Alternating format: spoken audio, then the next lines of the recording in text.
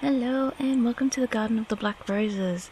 This is the next chapter of my original story, The Adventures of the Iron Wolves, Book 1, Alpha. Chapter 8, Judge, Jury and Executioner. Anima stood watching the faded outlines of Rue and Miyako.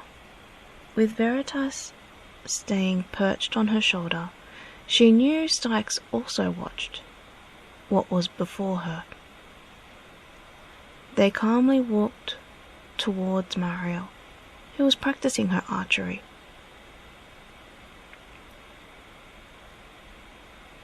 Rue clapped his hands on one of Mariel's arms, and Miyako grabbed a hold of the other. Between them, they restrained and bound Mariel tightly. "What is the meaning of this?" Mariel screamed angrily. She turned her head to look around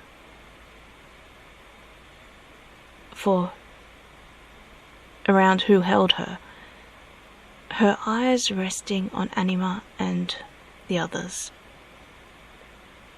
"What have you accused me of this time?" "You're under arrest for the paralysis and violation of Styx," Chorus said formally. The elves could all sense fear emanating from Mariel and anger from Anima and Veritas. "Your trial will begin tonight. You will be brought before your accusers and be judged under the laws of Lunarias, where you originated from." Fear grew stronger. Kuros let his words sink into the silence of the archery range before commanding, "Take her away." They dragged her from the archery range. They began to drag her from the archery range. Mariel looked at Anima, who didn't look at her, and then at the dove on her shoulder. Her eyes widened and fell to her knees, tears falling from her eyes. I want to be judged now. I don't want to wait. Please." Anima raised her arm, and the dove jumped down from her shoulder to perch on her wrist. Dusk led her forwards towards Mariel. Anima knelt down, bringing Veritas to eye level with her. She looked up shakily to look at her former mistress and the dove. "Please, under Lunarian law I will be killed for my crime. I don't want to wait. Please come and judge me now." A flutter of wings announced Styx's arrival. He wore his jacket with grey, lightweight pants and a katana strapped to his waist. He landed lightly behind Anima, his eyes narrowed and stern. "If you give me the information I want, I will judge you now, and you will be put out of your misery." Mariel shivered. His eyes were cold and pierced through her so viciously she thought that they could tear her apart. More tears fell from her eyes. "Anything. I will answer all your questions."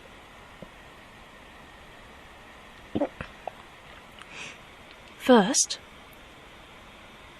Styx placed a hand on Anima's outstretched forearm, allowing Veritas to jump to his wrist. "How did you leave the elven dimension?"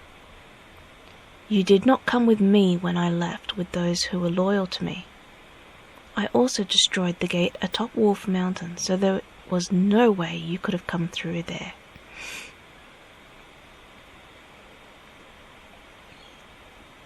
Shiro studied the dimension katana while it was in his possession. I was editing.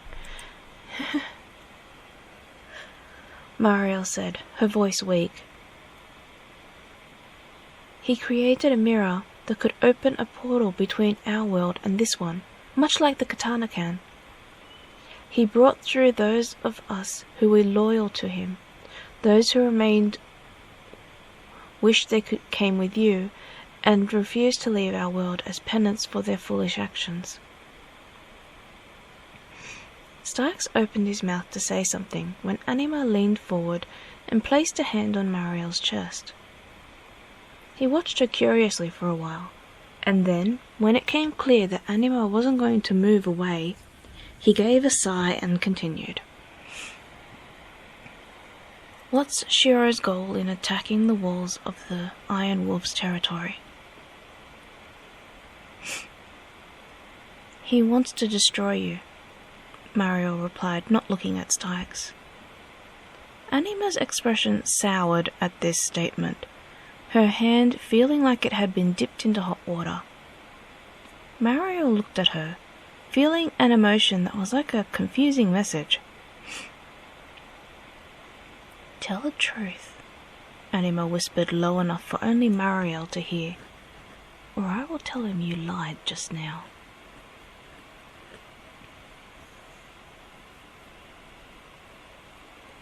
Mariel's eyes widened, her throat locked up in fear. She finally understood why Anima always used to touch her just after she spoke. Her skin crawled and she shrank under Anima's gaze, despite knowing that she couldn't truly see her. In a louder voice, Anima said in a level tone, You know that I will. I can't, Mariel whispered. She shook. I can't. I'm spelled to die if I can. I spelled to die if I say it. Anima felt an unusual tingling in her fingers at this statement. What's better? Anima asked, knowing, without needing elven blood, that Styx was confused. You die as a sinner, and you'll be punished in the afterlife by the bull demon of hell? Or tell the truth to Styx and be forgiven by the one-winged goddess? Anima? Styx leaned closer to her ear. How did you know she was lying? I didn't feel any sneaky emotion from her. Anima smiled at him, and he realized she would give that piece of information later, when they were alone. What did she lie about? Shiro wanting to destroy you? Anima replied, and motioned to Aruna. There's no way to break the death spell that's on her? Aruna knelt and searched Mariel's soul for signs of death magic. She isn't spelled to die, Aruna said softly, taking her hands away. She has a spell to keep her alive. Anima understood the tingling. Half-truth, she thought carefully. Were you in a battle or something else before you came to my service where you thought you died but didn't? Mariel nodded, wondering where Anima was going with this. And did the healer, mage, or Shiro tell you if you spilled their secrets that you'd die? Shiro did, Mariel replied, her confusion growing. Styx's eyes widened, his mind ticking like clockwork towards the answer Anima had already reached on what had happened to Mariel. Anima sighed. In that battle, Shiro must have thought that instead of letting you die, you would live for his sake. His warning that you would die to reveal secrets is that the spell has been keeping you alive will break down. In turn, slowly, and most likely painfully, kill you. Outcomes are the same, but we can keep you comfortable until you pass on. But in return, you must answer all of Styx's questions truthfully. We will let you die painfully. We will let you die as painfully as Shiro intended if you refuse to answer. Aruna blended her power into an anchor to hold Mariel's soul in her body. Mariel took a deep breath. Shiro wants to use a red collar to force Styx into his service. He wants the wings that mark the true king. He doesn't know that an exiled member of the royal family cannot reclaim the wings unless there is extenuating circumstances. Styx nodded, knowing all of this already. He wants to take back both katana and scroll so he can proclaim himself as king again. Anima moved and sat beside Mariel, untying the ropes that bound her, and laid her down onto her back. Aruna positioned her hands over Mariel's body, casting life and relief magic. Anima placed her hand back onto Mariel's chest. Styx waited until they were ready before he continued, his voice coming closer to its usual gentle tones. Why did he kill Ciel? Anima's head snapped up at this, causing Styx to feel guilty for asking. He doesn't want you to recreate the royal family, Mariel replied, closing her eyes. Once you have an heir, he can no longer fight you for the scroll and katana because they won't accept his touch. When you married Ciel, he feared that you were getting too close to having an heir, so he sent assassins to murder her. Mariel glanced at Anima before looking back to Styx. He knows you're getting close to Anima. He sent me to keep an eye on both of you.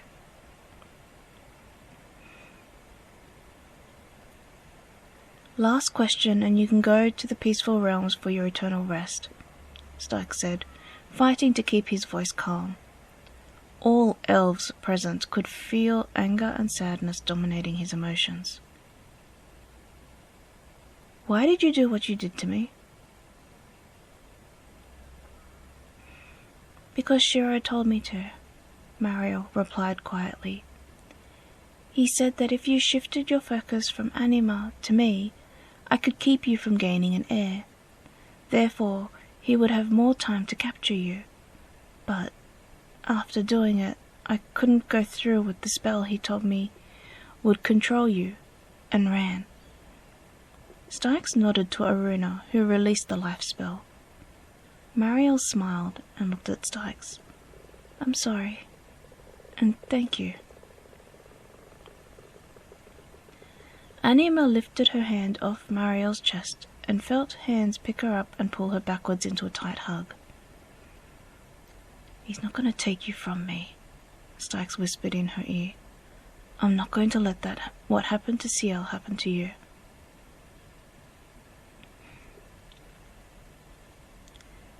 Anima's heart jumped at this, then plummeted. What's wrong? He asked her, his chin resting on her shoulder. I forgot he can sense my emotions.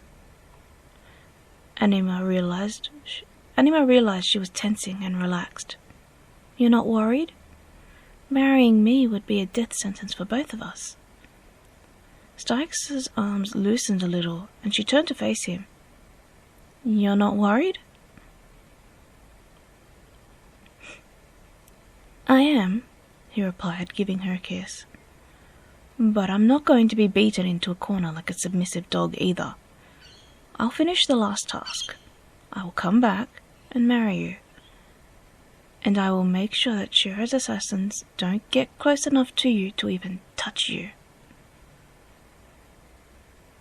A faint sound of cracking glass reached their ears. Even though Anima couldn't see, she lifted her arm until her wrist was chest high. Styx noticed one of the gems on her bracelet had broken and disappeared.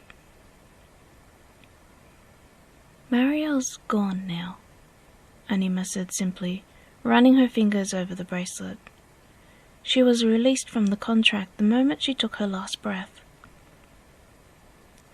Styx watched over Anima's head as Aruna placed a sheet over Mariel's body. Burn her body and possessions to scatter to the winds, Styx said calmly, feeling Anima tense again in his arms. Leave nothing for Shiro to find that will allow him to enslave her soul again.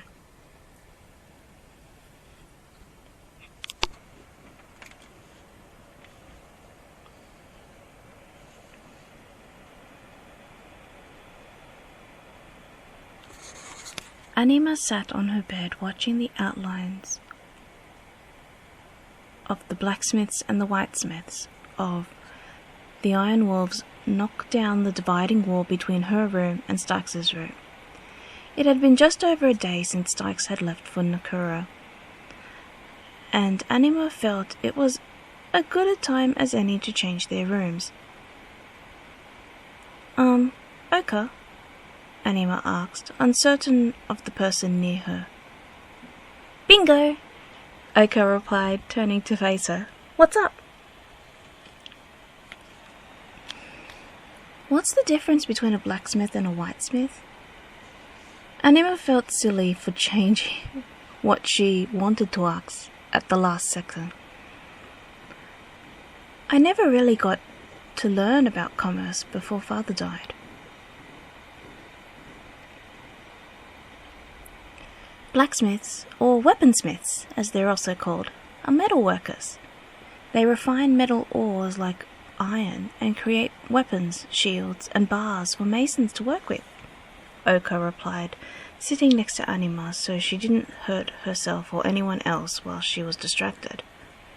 We whitesmiths, on the other hand, are artisans that refine ores of silver, gold, and sometimes copper into ornamental objects. Oka touched Anima's bracelet, then the lightweight crown on her head. Whitesmiths would have made these for your family. Then mages would have imbued them with the spells they contain. She touched her head, then thought for a second before asking, Are you an elf? She knew that a lot of people around her were elves, but without being able to see their pointed ears, she couldn't tell who was who. I am, Oka replied with a smile. Her ears twitched and was surprised to feel determination coming from Anima. What's wrong? Anima took off her crown and placed it on her lap. When the time comes, I want to blend Lunarias into the Iron Wolves' territory. That will make me your queen, but Stykes will be also king of Lunarias. I've been turning it over in my head a lot. I can't always be there, but within the territory of the Iron Wolves, the people of Lunarias can feel a bit more secure. You should talk to Stykes about this when he returns, Oka replied uncertainly. Or if you need to get your thoughts out, try Miyako and Rue, who live in Lunarias with you. I don't think I'm the right person to talk to about that.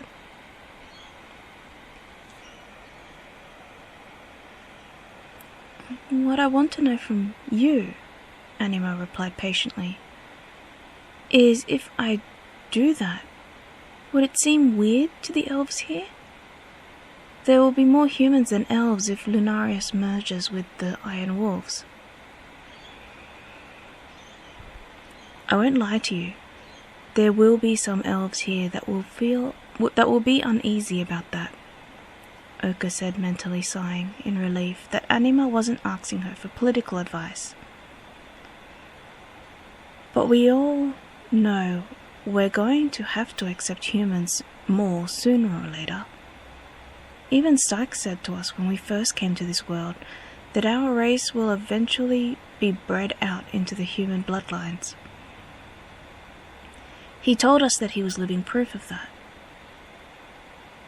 We were afraid when he said this, but slowly it made sense as humans joined our ranks, and some of us even marrying humans and having half-elf children.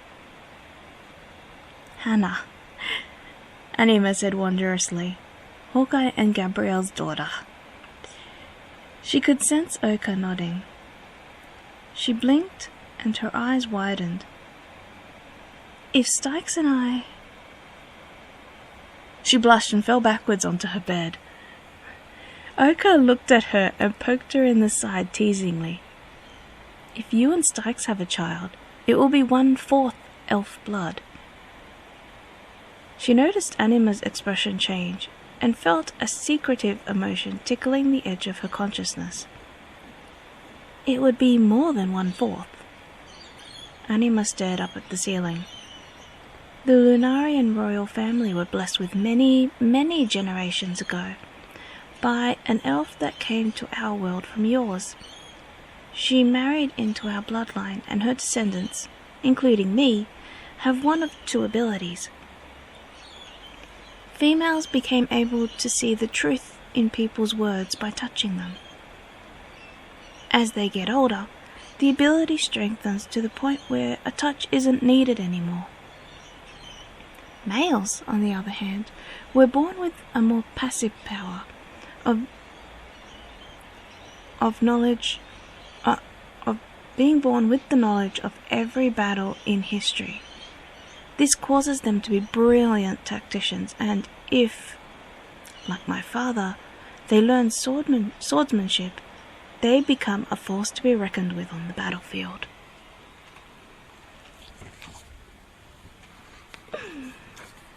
And that's it for this chapter. Yeah. Make sure to like, comment, and subscribe. Let me know what you think.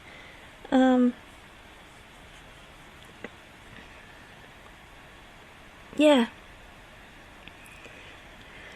And as always, let your imagination run wild. Bye for now.